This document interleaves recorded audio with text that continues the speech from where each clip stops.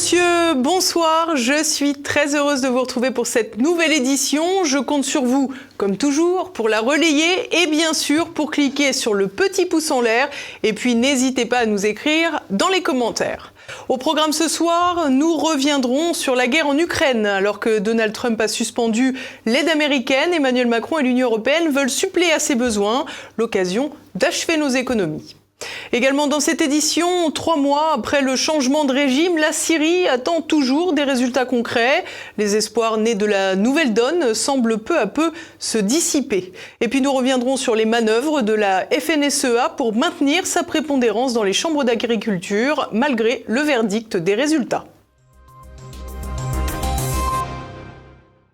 La guerre en Ukraine va-t-elle définitivement mener l'Union européenne à la banqueroute? Alors que Donald Trump a annoncé la suspension de l'aide américaine pour Kiev, Bruxelles gesticule et les dirigeants français prévoient d'entrer en économie de guerre, un scénario catastrophe.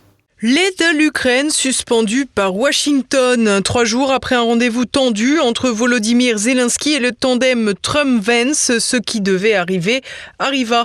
Un porte-parole de la Maison-Blanche a annoncé la pause du soutien militaire à Kiev lundi soir.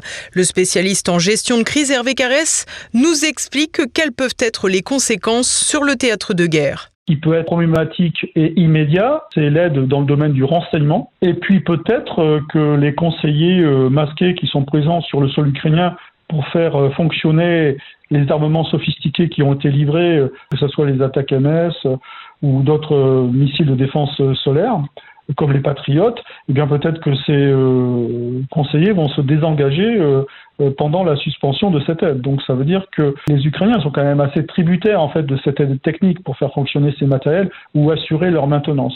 De même, est-ce que cette suspension de l'aide suspend le réseau Starlink satellitaire qui permet aux forces ukrainiennes d'assurer leur communication en interne, donc leur coordination, mais également le fonctionnement de certains drones, notamment les drones qu'ils utilisent sur le champ de bataille ou même sur leurs frappes stratégiques. Un affaiblissement direct des forces ukrainiennes qui a une vocation très claire, réussir là où la discussion à la Maison-Blanche a échoué, c'est-à-dire contraindre Volodymyr Zelensky à accepter des discussions de paix avec la Russie. C'est pour pousser les Ukrainiens tout simplement à la négociation sur des termes qui ne leur seront pas favorables, mais pour l'instant, la situation militaire ne leur est pas favorable. Vous avez une administration américaine qui maintenant a complètement changé de politique étrangère. C'est une révolution géopolitique, géostratégique et puis même diplomatique, et qui cherche surtout à arrêter rapidement ce conflit qu'elle considère comme perdu, insensé, et puis surtout un conflit qu'elle considère être le conflit de des administrations démocrates qui l'ont précédé. Les Américains, eux, bien sûr, vont pousser à une résolution rapide de ce conflit, et très probablement selon les termes, entre guillemets, de Moscou, à condition, bien sûr, que Moscou ne soit pas trop gourmand sur ses attentes. Dans cette future négociation tripartite qui n'a pas commencé, il y a 2 acteurs qui n'ont pas intérêt à ce que cette négociation se déroule rapidement. Un, la Russie, puisqu'elle est dans un momentum militaire qui lui promet des gains territoriaux futurs. Ensuite, le président Zelensky, qui personnellement n'a pas non plus intérêt à ce que la guerre s'arrête, pour des raisons de survie politique et peut-être même des raisons de survie personnelle quand on examine un petit peu son entourage ultranationaliste qui pourrait être vindicatif vis-à-vis de sa personne. Volodymyr Zelensky, conscient d'être sur un siège éjectable, s'accroche donc à la guerre comme à une planche de salut. Une attitude dramatique pour les forces ukrainiennes comme pour les soldats russes qui continuent à payer le prix du sang. Mais dans cette voie tragique, le président ukrainien sans mandat a trouvé des alliés aussi déraisonnables que lui, l'Union européenne et ses dirigeants résolument tournés vers la guerre. Ils sont victimes de l'alignement sur les courants néoconservateurs démocrates qui étaient au pouvoir avant à Washington, et là les Européens sont complètement décontenancés parce qu'ils n'ont jamais développé de stratégie européenne propre, mais c'est logique. Pour développer une stratégie européenne propre, il faudrait qu'il y ait des intérêts vraiment partagés. Et comment voulez-vous qu'il y ait des intérêts partagés entre les pays baltes et la Grèce, par exemple, entre l'Espagne et la Pologne? C'est impossible. Et que dire des pays baltes qui ont une importance démesurée par rapport à leur poids démographique, leur poids économique et leur poids stratégique et historique dans l'Union européenne? Madame Kaja Kallas, haute vice-présidente et haute responsable de l'Union européenne pour les relations internationales, c'est une farce. D'ailleurs, les Américains ne veulent pas la recevoir et les Américains ne veulent pas non plus recevoir Madame von der Leyen. Les Américains, les Chinois, les Russes ne conçoivent les relations internationales que selon le droit international, c'est-à-dire d'État-nation à État-nation. L'Union européenne, c'est un objet géopolitique non identifié et qui n'a pas de consistance géopolitique. Un machin, comme d'autres l'avaient déclaré, qui peine à peser dans la balance face à Washington, mais qui parvient néanmoins à fossoyer ses propres positions. Dans ce cadre, la Commission européenne d'Ursula von der Leyen vient d'annoncer un plan de 800 milliards d'euros pour, je cite, « réarmer l'Europe ». Un espace déjà en grande difficulté. Pour l'économiste Marc Toiti, cette annonce est très inquiétante. On est en train de prendre des risques énormes sur l'avenir de la zone euro et de l'Union européenne au sens large. On a entendu dernièrement M. Lombard, le ministre de l'économie français, nous dire qu'on allait entrer dans une économie de guerre. Donc ça fait vraiment extrêmement peur, parce qu'une économie de guerre, ça veut dire qu'on peut tout mobiliser pour l'effort de guerre, y compris l'épargne, bien entendu. Parce que c'est ça le problème, c'est que comme on est déjà sur des sommets historiques en termes d'impôts en France, que va-t-on encore pouvoir taxer? Et évidemment, c'est l'épargne qui arrive comme ça devant nos yeux. Et ça fait évidemment très peur pour l'avenir des Français au sens large. Je trouve ce jeu extrêmement dangereux et malheureusement, à la fin, comment ça se passe? C'est toujours le contribuable qui paye et notamment également les épargnants. Des épargnants français qui devraient donc en prendre pour leur grade au vu des contributions de notre pays dans les budgets totaux de Bruxelles. Ironie du sort, les dirigeants européens vont dans le sens des déclarations de Donald Trump. What do you need to see from President Zelensky to restart these negotiations? Je pense simplement qu'ils devraient être plus reconnaissants car ce pays est resté à leur côté contre vents et marées. Nous leur avons donné bien plus que l'Europe. L'Europe aurait dû leur donner plus parce que, comme vous le savez, c'est juste à côté. C'est juste là. C'est la frontière. Ce pays est comme la clôture à la frontière. Il était très important pour l'Europe. Des propos qui ne manquent pas de saveur. En effet, si l'on comprend bien les intentions de Donald Trump de se départir de la guerre comme de sa paternité, l'Europe est bien le principal dommage collatéral de cette guerre par proxy qui a saigné l'Ukraine au sens propre et l'UE au sens figuré pour le moment. Et justement, alors qu'Emmanuel Macron ne rechigne jamais devant une occasion de faire monter la pression sur la question ukrainienne et que les oppositions, tétanisées par les injonctions médiatiques, sont atones, nous sommes allés à la rencontre des Parisiens. Ils nous ont donné leur point de vue sur les engagements européens dans cette affaire, des propos recueillis par Louis de Torcy. C'est impossible de se passer de soutien américain. Déjà, les troupes occidentales sont armées avec du matériel américain. Les avions, par exemple, ne peuvent être utilisés que si les Américains, les F-35, autorisent leur utilisation. Le système antimissiles Patriot, c'est un système américain. Bref, si les Américains refusent leur protection, c'est plié. Je pense que d'abord, de tenter une négociation avec Poutine si c'est possible. Et puis, si ce n'est pas possible, faudra tenter autre chose et peut-être envoyer des forces, effectivement, pour défendre l'Ukraine. D'un point de vue politique, oui, il faudrait quand même le faire parce que l'Europe est en danger, donc il faut qu'elle montre sa force. Ouais. Oula, ça va durer plus de 20 secondes. Je sais pas, mais je suis pas trop pour envoyer des gens faire la guerre. Voilà, c'est un peu bêta, mais... Envoyer des troupes, est-ce que ça réglera le problème? Moi, malheureusement, c'est l'escalade vers la Troisième Guerre mondiale. Dans ces cas-là, tout le monde le sait. Je pense que c'est pour ça que personne ne bouge trop, pour l'instant. Envoyer des troupes en Ukraine, ça veut dire quoi? Dans quelles circonstances? Pour quoi faire? Etc. À quel moment? La question est très populaire. Elle est très... Comment je dirais, on peut pas y répondre en un mot, oui ou non. Alors ça, je pense qu'il faudrait que ce soit volontaire, que ce soit pas imposé, que ce soit que les militaires déjà, ils sont militaires, donc ceux qui voudraient puissent y aller, mais pas forcément obliger les gens. Tout le monde était tellement convaincu que plus jamais il y aurait de guerre en Europe que c'est... Mais il faudrait s'y préparer, j'imagine, ouais. Il faudrait s'y préparer. Vous seriez prête à y aller, vous? Moi, non. Non. Franchement, non. Alors, s'il y a une mobilisation, s'il est décidé qu'on envoie des troupes et qu'il y a une mobilisation, vous pensez que les Français devraient réagir comment à ça ? En n'étant pas d'accord et en demandant à ce que ce soit la politique et les négociations qui l'emportent à la baston et à la guerre. D'accord, mais si c'est le cas quand même, qu'est-ce qu'on fait ? Je sais pas. C'est pas mon boulot. Si vous voulez, on vote pour des gens qui sont au pouvoir pour qu'on n'ait pas à subir ça, alors qu'ils fassent leur travail. Bientôt 3 mois après la chute de Bachar el-Assad et l'heure des premiers bilans approche. La situation militaire n'a pas vraiment changé et la question humanitaire, pas davantage. Le point avec Olivier Frère-Jacques. C'était censé être un changement de régime qui bénéficierait aux Syriens. 3 mois après la chute du président al-Assad, le pays est en proie à des tensions multiples. La transition politique, incarnée par le président par intérim Ahmed al-Shara, leader de la coalition Hayat Tahrir al-Sham, tente de poser les bases d'un avenir stable, mais peine à prendre ses marques. D'un point de vue militaire, le pays demeure en proie aux prédations étrangères. Le 3 mars, Israël a ainsi frappé un site militaire près de Tartous, dans le nord-ouest, où des armes de l'ancien régime étaient stockées. Logiquement, celles-ci devraient être transmises au nouveau régime, mais Israël semble vouloir affaiblir le plus possible ce voisin.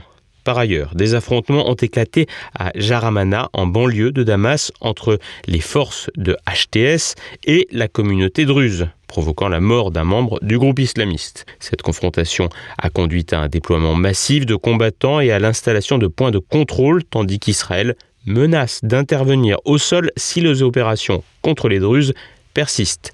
Ces tensions locales, mêlées d'ingérences étrangères, soulignent combien le contrôle du territoire reste incertain pour les nouveaux maîtres de Damas. Les Russes, qui avec l'Iran avaient largement participé à la victoire syrienne contre l'État islamique et les forces rebelles et islamistes, ont, eux, conservé leur base aérienne à Meimim, ainsi que la base navale de Tartous dans le gouvernorat de Latakia, à l'ouest du pays, au bord de la mer Noire. Fin janvier, les nouvelles autorités ne sont pas parvenues à un accord avec le Kremlin pour maintenir ces bases. Damas réclame en effet l'extradition de l'ancien président en exil à Moscou. Pas d'accord donc, mais des Russes qui restent et préservent ces bases utiles pour leur projection africaine. Le maintien de ces bases est par ailleurs soutenu par Israël, qui voit d'un bon œil cette présence qui limite l'ascendant turc dans la région.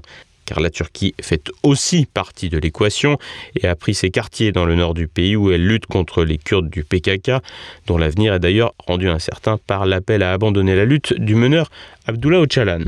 Au niveau humanitaire, la situation est alarmante. Plus d'1 million de Syriens sont rentrés chez eux depuis le changement de régime, selon l'ONU, mais beaucoup ne peuvent pas regagner leur foyer en raison des violences. Après une décennie de guerre civile et de sanctions ayant dévasté infrastructures et économies, la levée progressive des mesures de rétorsion européennes, notamment dans les secteurs bancaires, énergétiques et des transports, offre un espoir de reconstruction qui ne débouche pour l'heure sur rien. Personne ne souhaitant prendre le risque d'investir dans un pays aussi instable. Les Turcs avaient fait savoir leur volonté d'aider à la reconstruction, mais à considérer la qualité du bâti turc, l'annonce n'était pas forcément très alléchante, d'autant que 3 mois plus tard, rien ne semble avoir avancé dans ce sens. Le nouveau pouvoir en place tente, lui, de se donner un vernis institutionnel pour redonner confiance aux investisseurs et aux partenaires potentiels. Le président de transition, Ahmed al-Shara, a chargé le 2 mars un comité de 7 experts, dont une femme, de rédiger une déclaration constitutionnelle pour encadrer une période transitoire de 4 à 5 ans avant des élections. 4 à 5 ans, autant dire une très longue transition, alors que la situation semble marquée par l'urgence pour beaucoup. Sans résultat, dans les mois à venir, la mosaïque ethnique et religieuse syrienne pourrait éclater encore un peu plus. Et déjà, ici et là, des velléités autonomistes voient le jour, à l'image des Druzes, qui pourraient bénéficier par exemple du soutien d'Israël. D'autres communautés pourraient aussi tenter de jouer leur partition en étant soutenues par d'autres puissances régionales qui auront un intérêt au morcellement du territoire. Les Kurdes au nord, mais aussi les Alaouites, soutiens du précédent régime, qui pourraient aussi être tentés de se tenir à distance des nouvelles autorités. Les chrétiens, eux aussi, entre retour prudent et exode, sachant que leur sort ne dépend que du bon vouloir aujourd'hui d'un président islamiste, dont l'attitude peut varier mortellement à leur endroit. L'attention médiatique se porte toujours beaucoup sur l'héritage de l'ancien régime avec un système clanique renforcé par un État déjà tout à fait émietté et des crimes de guerre pas toujours avérés. Mais pour les Syriens, l'heure est à l'urgence. Or, la situation semble bien mal embarquée et dans une région instable, il est difficile de savoir quel pays sera prêt à investir massivement dans ce territoire sans avoir de solides garanties. Des garanties qui pourraient placer la Syrie sous la coupe d'un État étranger, ce qui n'est en principe pas l'objectif affiché par les nouvelles autorités. Le monde agricole toujours à couteau tiré. Malgré son recul aux élections syndicales, la FNSEA tente de se maintenir là où elle est minoritaire, méprisant ainsi les résultats du vote. Explication, Renaud de Bourleuf. La FNSEA ne lâche pas les affaires. Depuis un mois, le syndicat, promoteur d'une agriculture intensive, grand gagnant de la PAC et réputé proche du gouvernement, tente de pallier son recul lors des élections dans les chambres d'agriculture. Début février, le résultat était clair. La FNSEA, auparavant majoritaire dans 97 chambres sur 101, perdait 14 départements. Le syndicat tente jusqu'au 7 mars de manœuvrer pour conserver la présidence dans certaines chambres où il est minoritaire. En règle générale, une chambre d'agriculture compte 33 membres, dont 18 élus. Le syndicat vainqueur est représenté par 13 élus, tandis que la liste en deuxième position en compte 3 ou 4. Mais pour obtenir la présidence, il est possible d'obtenir les suffrages des collèges de salariés ainsi que du collège comprenant des représentants de la banque et des assurances, Groupama ou Mutualité sociale agricole. Avec leur voix, la FNSEA peut obtenir la tête de la chambre où elle est pourtant arrivée deuxième. Habituellement, les autres collèges suivent le choix de la liste des agriculteurs arrivés en tête, mais cette fois, la FNSEA a tout fait pour allier leurs suffrages. Une stratégie qui a fonctionné en Lozère, en Charente-Maritime, en Gironde et dans le Loir-et-Cher, des départements remportés par la coordination rurale, qui se retrouve avec un président issu de la FNSEA et jeunes agriculteurs. La présidente de la coordination rurale, Véronique Le Floch, revient sur cette tactique de la FNSEA. La FNSEA ne veut pas lâcher le pouvoir. Elle ne veut pas écouter les agriculteurs comme elle ne l'a jamais fait jusqu'ici. Elle confirme justement cette position où elle décide seule contre tous, et même contre la profession. Et c'est alors se faire appuyer par les syndicats des salariés pour que ceux-ci votent pour elle, syndicats des salariés, mais aussi les COP, les banques. Preuve en est qu'elle se considère encore comme toute puissante. Donc c'est un hold-up, c'est un vol de notre victoire.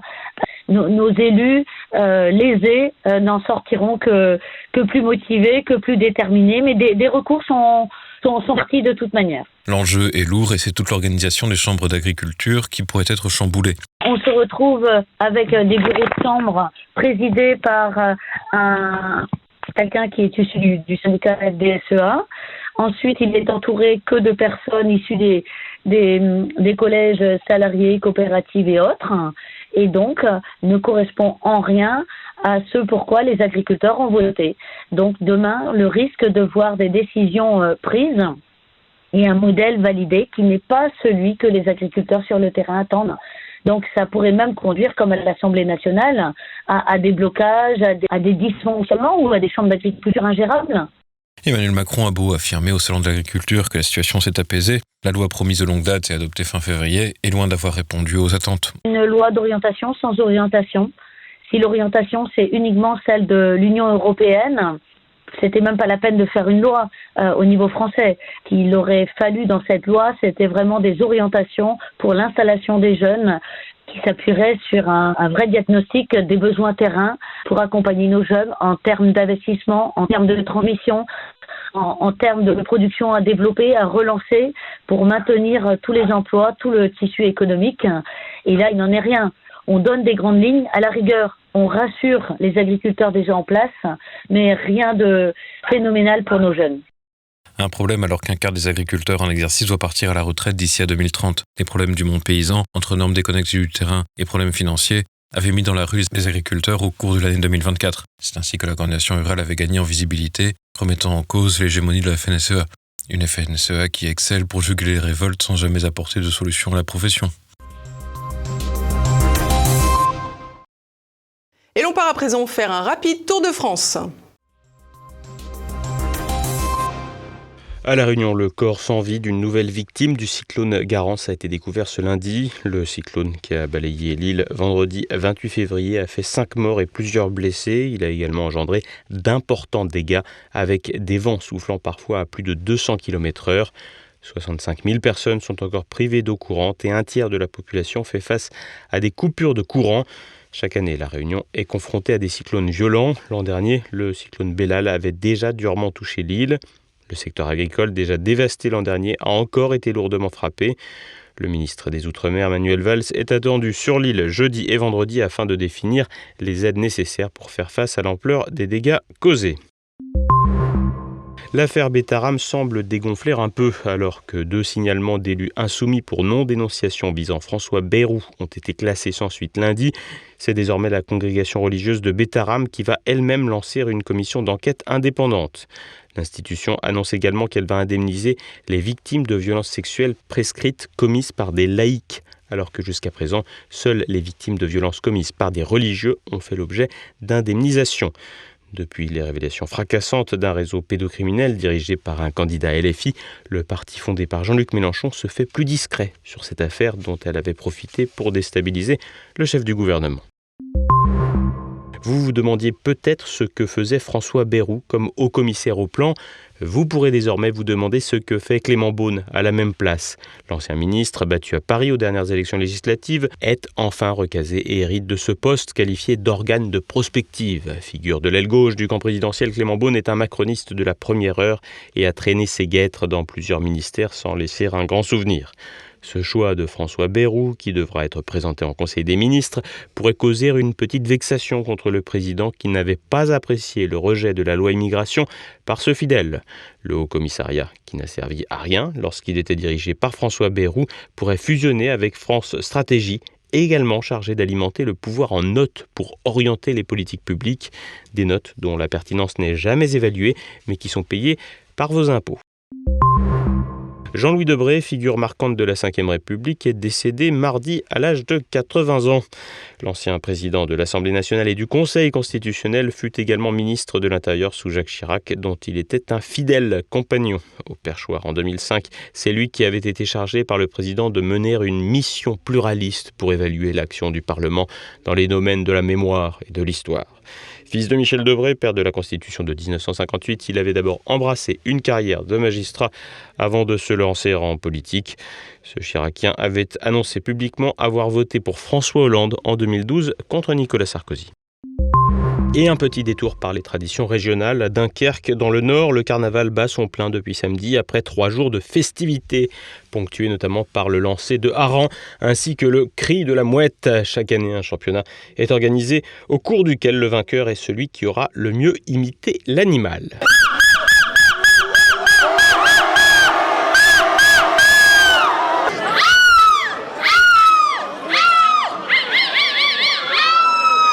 Cette année, le vainqueur est un Dunkerquois de 24 ans qui se fait appeler Michel Polamouette.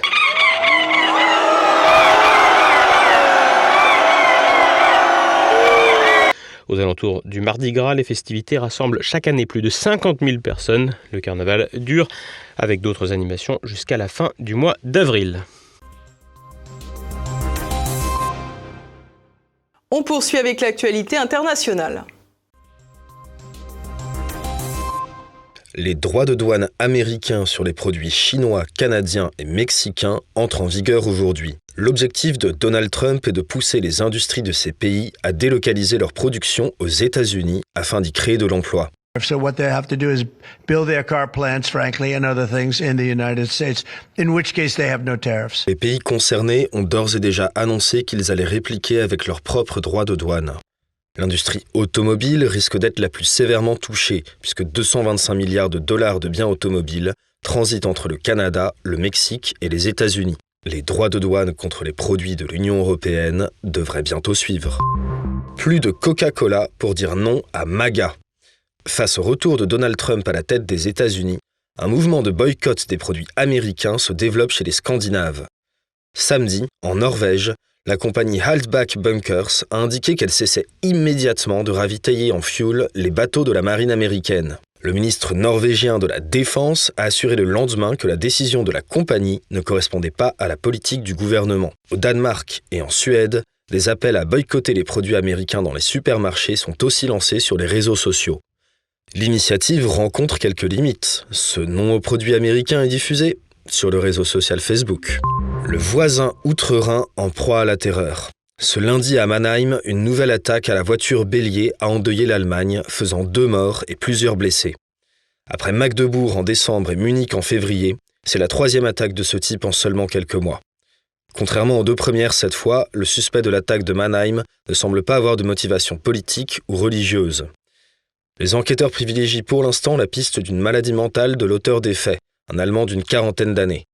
Cette attaque est la dernière d'une longue liste commencée en 2018 à Münster, au point que la crainte d'attaque à la voiture bélier a dominé les débats des dernières élections législatives, remportées par les conservateurs, talonnés par le parti patriote de l'Alternative für Deutschland. La santé du pape se dégrade. Lundi à Rome, le souverain pontife a présenté 2 épisodes d'insuffisance respiratoire aiguë, conduisant à la mise en place d'une ventilation mécanique. Alors qu'il est hospitalisé depuis 2 semaines, les médecins ont évoqué un pronostic réservé. Ce mardi matin, le Vatican a annoncé que le pape François avait dormi toute la nuit et qu'il se repose. Et voilà, nous approchons de la fin de cette édition. Pour le Zoom, le chef d'entreprise Antonio Impellizzeri explique son combat pour bloquer le remboursement de son prêt garanti par l'État contracté pendant la crise du Covid. Et là, il y a encore une semaine, là, il y a un grand groupe que je ne citerai pas qui m'a appelé. Et donc j'ai fait le faux naïf. Et puis le gars, je lui dis oui, ça doit être quand même intéressant pour vous ce qui se passe là depuis qu'il y a eu l'opération Covid. Je dis excusez-moi, opération Covid, la crise Covid, pardon. Et donc ça doit être quand même intéressant pour vous, un grand groupe, vous pouvez racheter les entreprises pour pas cher. Puis, oui, c'est vrai, je vous le concède, pour nous ça nous a facilité la tâche. Alors, je l'ai envoyé balader, je lui ai dit ce que je pensais. Parce qu'en fait, le gars, il voulait me racheter mon entreprise pour 1 euro symbolique. Parce que quand vous avez une petite entreprise qui a un prêt qui représente 1/4 de son chiffre d'affaires, quand vous la vendez, elle ne vaut plus rien. Également au programme, une rediffusion de Choc du Monde avec Ludovic Grelling pour son ouvrage « Le monde qu'ils veulent » sur les organisations qui influencent nos vies, comme le Forum de Davos, la Trilatérale ou encore le Bilderberg et bien d'autres. Sur la chaîne Format court de TVL, Claude Cholet fait le portrait piquant du journaliste David Dufresne. C'est à présent la fin de cette édition. Merci à tous pour votre fidélité. On se retrouve demain. En attendant, portez-vous bien. Bonsoir.